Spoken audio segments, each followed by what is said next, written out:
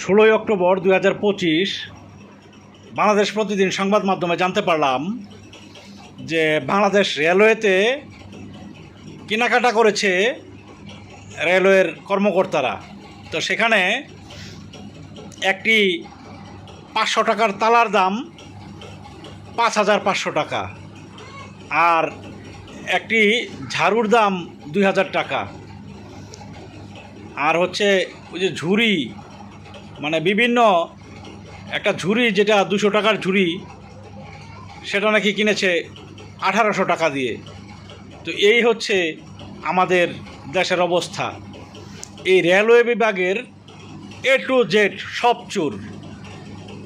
যাই হোক, এখন দুর্নীতি দমন কমিশন তদন্ত করছেন, তদন্ত করে দেখছেন সেখানে কি কি কাজ চলে।